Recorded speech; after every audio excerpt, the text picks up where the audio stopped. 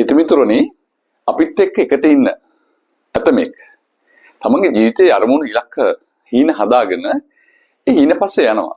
ගිහිල්ලා අවුරුදු 2 3 නැත්නම් 4 5ක් යනකොට තමන්ගේ මේ අපේක්ෂිත අරමුණු ඉලක්ක කරා ඉතා විශිෂ්ට විදියට ළඟා වෙලා හරි තෘප්තිමත් ජීවිත ගෙවනවා. ඊගාව දියරේ සාර්ථකත්වයෙන් සූදානම් කරනවා. හැබැයි තව පිටසක් ඉන්නවා ඒ කණ්ඩායම එකම ඉලක්ක අරමුණු ජීවිතේ හදාගෙන හීන හදාගෙන ඒ හීන පස්සේ වසර ගණනාවක් යනවා. සමහරට අවුරුදු 2 3ක් වෙන්න පුළුවන්. ඇතැම් විට අවුරුදු 7 8ක් වෙන්න පුළුවන්. හැබැයි කොපමණ කාලයක් ගත වුණත් තමන්ගේ අරමුණු කරා ළඟා වීමට නොහැකිව ඒ හීන යථාර්ථයක් කරගන්න නොහැකිව ඒ හීනත් එක්ක ඉපදිලා හීනත් එක්ක ජීවත් වෙමින් හීන ගැනම හිතමින් ඉන්නවා.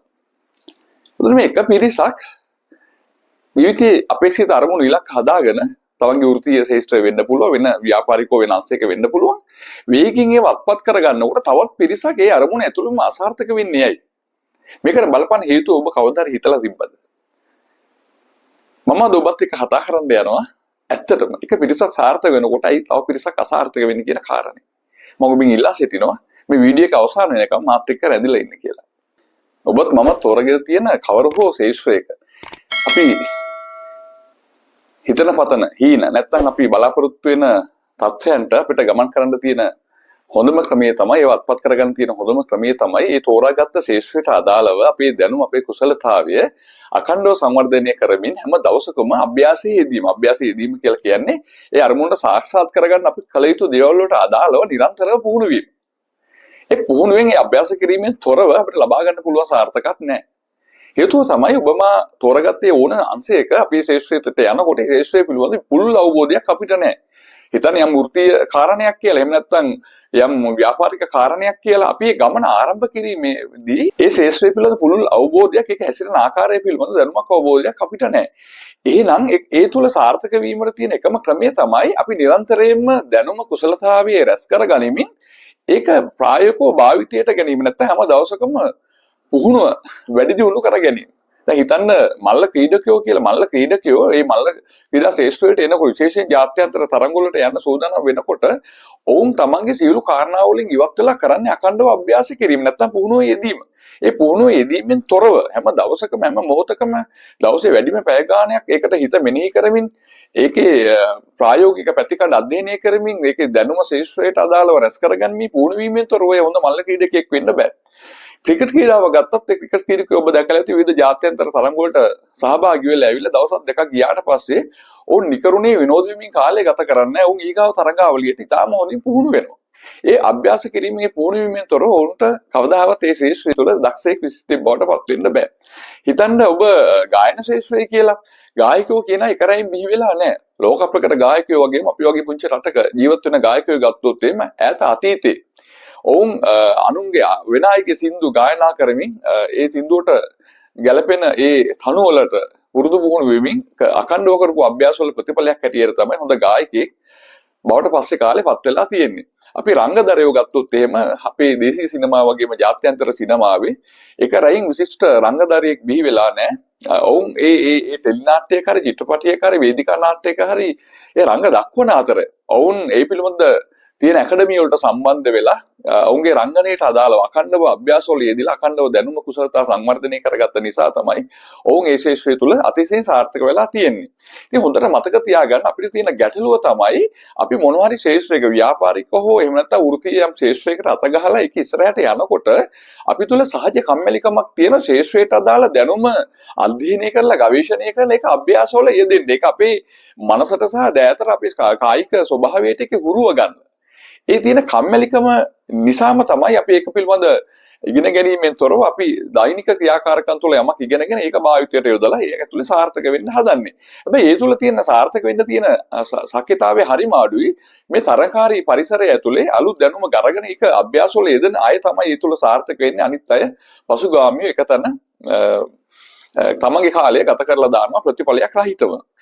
හොඳට කල්පනා කරලා බලන්න දැන් හිතන්න ඔබ රැකියාවක් කරනවා යම් වෘත්තියක් කරනවා ඒ වෘත්තිය ඇතුළේ ඔබට තියෙන ප්‍රධාන ගැටලුව තමයි ඔබ ඉංග්‍රීසි භාවිතය අඩුකම නැත්නම් ඔබ හොඳට කතා කරන්න දන්නේ නැහැ ලියන්න කියන්න දන්නේ නැහැ ඊමේල් එකක් ගහ ගන්න දන්නේ නැහැ හරියට ලියුමක් ඩ්‍රාෆ්ට් කරගන්න ඔබ දන්නේ නැහැ.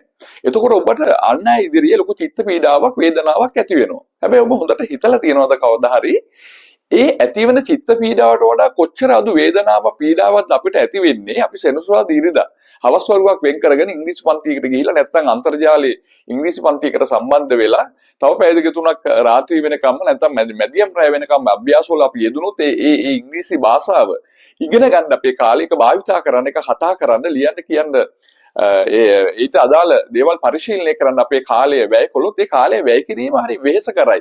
ඇතම් විට වේදනාකාරී වෙන්න පුළුවන්. හැබැයි ඔබ ඉංග්‍රීසි භාෂාව ප්‍රගුණ නොකිරීම නිසා ඔබට සමාජ ඉදිරියේ ඇතිවෙන වේදනාව සහ වෘත්තීය ජීවිත ඉදිරියට යාමට නොහැකියීම තුළ ඇතිවන චිත්ත පීඩාවට වඩා අර පුහුණුව සඳහා වැය වෙන කාලය සහ ඒ ඇතිවන චිත්ත පීඩාව වගේම ඔබ දැරිය යුතු ආයාසය හරිම අඩුයි. ඒ වගේම හිතන්න ඔබ ව්‍යාපාරිකයෙක් කියලා ඔබ ව්‍යාපාරයක් පටන් කරගෙන යනවා. හැබැයි යම් කාලයකදී මොකද වෙන්නේ ඔබේ ව්‍යාපාරයේ ගැටලුවට මුහුණ දීලා අධික ණයබරක් සමග ව්‍යාපාරය අවසන් වෙනවා. එවිට ඔබට ලොකු වේදනාවක් චිත්ත පීඩාවක් අපහසුාවක් ඇති වෙනවා. හැබැයි මේ ඇති වෙන අපහසුවට වඩා කොච්චර අඩු අපහසුාවක් ඔබට ඇති වෙන්නේ ඔබ ව්‍යාපාරය පටන් ගන්න ටික කාලයක් යනකොට ඊට අදාළ ආයතන වලට සම්බන්ධ වෙලා ඔබ ගිණුම් කරන එක ගැන කොස්ටිං ගැන මාකටිං ගැන මානව සම්පත් කොහොමද කළමනාකරණය කරන්නේ ප්‍රොඩක්ට් එක ක්වොලිටි එක වැඩි කරන්නේ කොහොමද කියන එක ඔයා ඉගෙනගෙන ඊට අදාළ දැනුම හදාගෙන කුසලතාවය සංවර්ධනය කරගෙන එක නිරන්තරයෙන් මේ අභ්‍යාසයේ යෙදෙන්න ඔබ කාලය ආයසය වැය කළා නම් ඔබට ඒක අසාර්ථක වීම තුළ දැනෙන චිත්ත පීඩාවට වේදනාවට වඩා අඩු වේදනාවක් අඩු අපහසුවක් තමයි දැනෙන්නේ අර පුහුණුව ඒ අභ්‍යාසය ඔබ කරන කාලය ඇතුලේ මම ඔබට නැවත නැවත කියන්න යන්නේ ඔබ යමක් විශේෂයකට අදාළ මේ දැනුම කුසලතාවයේ අලුතෙන් රැස් කරගෙන ඒක අභ්‍යාසයේ යෙදෙන්න දරන ආයාසය නිසා ඔබට తాවකාලික ඇති වෙන මේ අපහසුකම් ඒ වේදනාවට වඩා ඉතාලම වැඩි වේදනාවක් දැනෙන ඔබ තෝරගත්ත ශ්‍රේෂ්ඨය තුළ අසාර්ථක වුණොත් එහෙනම් සාර්ථක වෙන්න තියෙන හොඳම ක්‍රමය තමයි නිරන්තරව තම තෝරගත්ත ශ්‍රේෂ්ඨයට අදාළ වේ දැනුම ඒ ස්කිල් එකේ කුසලතාවයේ නොලෙජ් එක අධ්‍යයනය කළ ඒක හොයාගන්න කාලයක් වැය කරලා ඒවා නිරන්තරයෙන්ම අභ්‍යාසවල යෙදීම. ඒ කියන්නේ ඒක ප්‍රායෝගිකව භාවිතා කරන්න බෙර දැරීම. හැම දවසකම හැම ආකාරයකින් මේ දැනුම සංවර්ධනය කරගත්තොත් කුසලතාවයේ සංවර්ධනය කරගත්ත ඔබට පුළුවන් ඔබ තෝරගත්ත ශ්‍රේෂ්ඨය ඇතුලේ අතිශයින් සාර්ථක පුද්ගලයෙක් බවට පත් වෙන්න. හොඳට මතක තියාගන්න ඔබට තියෙන ඉහළ අරමුණක් නම් ඔබට තියෙන ලොකු හීනයක් නම් ඒ හීනේ අරමුණ යථාර්ථයක් කර ගැනීම වෙනුවෙන් ඔබ ගෙවිය යුතු මිලක් තියෙනවමයි. ඒ මිල ගෙවීමෙන් තොරව ඔබට කවදාවත් බෑ ඔබේ හීනේ යථාර්ථයක් කරගන්න. හිතන්න ඔයාට ඕන ඇඳුමක් අඳින්න හැබැයි හොඳ බ්‍රෑන්ඩඩ් ඇඳුමක් කියලා බ්‍රෑන්ඩඩ් ඩෙනිමක් ගත්තොත් ඒව හරි මිල අධිකයි. එතකොට ඒ වෙනුවෙන් වඩා ඉහළ මිලක් ගෙවිය යුතුමයි. ඔයාට හොඳ බ්‍රෑන්ඩඩ් ඇඳුමක් අඩු මිලකට පේමන්ට් එකකින් ඔයාට ගන්න හැකියාව නැහැ. අඩු ආයාසයකින් ඉතාලම අඩු මුදලක් වැය කරලා චූටි ගානකට එක පේමන්ට් එකකින් ගන්න බෑ. එහෙනම් ඒක අත්පත් කරගන්න නම් ඔබ ඒ වෙනුවෙන් ගෙවිය යුතු මිලක් තියෙනවා. හොඳට මතක තියාගන්න මේ ලෝකයේ අතිශයින් සාර්ථක වෙච්ච මිනිස්සු තමන්ගේ සාර්ථකත්වය වෙනුවෙන් ඉතාලම ඉහළ මිලක් ගෙවපු මිනිස්සු. ඒ නිසා ඔබ කල්පනා කරන්න හෙට දවස් හරි ලස්සන දවසක් හෙට දවසට පැය 24ක් තියෙනවා. ඔයාලට පැය 6ක් 7ක් නිදා ගන්න වෙන් කරපුවාම ඇති.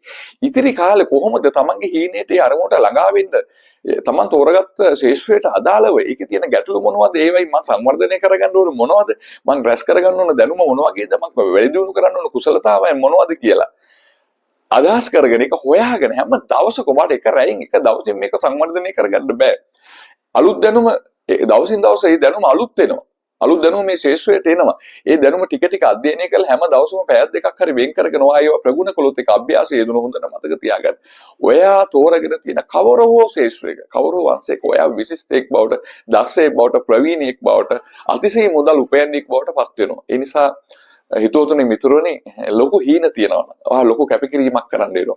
ඔයාගේ හීනේ කොයිතරම් විශාල වෙනවද ඒ තරමට ඔයා ඒ වෙනුවෙන් ගෙවිය යුතු මිල හරි අධිකයි. ඒ හින්දා විශිෂ්ට දේවල් අඩු මිලට ලාභ මිලකට පේමන්ට් එකෙන් ගන්න බෑ. ඒ වෙනුවෙන් ගෙවිය යුතු මිල ගෙවිය යුතුමයි. ඒ නිසා හෙට දවස හොඳ දවසක් ඔබ තෝරගෙන තියෙන ශේෂ්ත්‍රය හරියට නිශ්චය කරගෙන ඒ ශේෂ්ත්‍රය ඉදිරියට යන්න. ඔයාලා රැස් කරගත්තු දැනුම ඔයා වැඩි දියුණු කරන කුසලතාවය මොකද්ද? කියලා හොඳට අධ්‍යයනය කරලා හෙට දවසේ ඒකේ යම් කොටසක් ඒ අඩුවක් සම්පූර්ණ කරගන්න ඔයා ඒ අඩුව සම්පූර්ණ කරමින් ඉදිරියට යනකොට ඔයා අපේක්ෂා කරන ප්‍රතිඵල එනවමයි. ඔයා අපේක්ෂා කරන ලාභය එනවමයි. ඔබ අපේක්ෂා කරන දියුණුව එනවමයි. ඔබ අපේක්ෂා කරන වෘත්තීය සංවර්ධනය එනවමයි.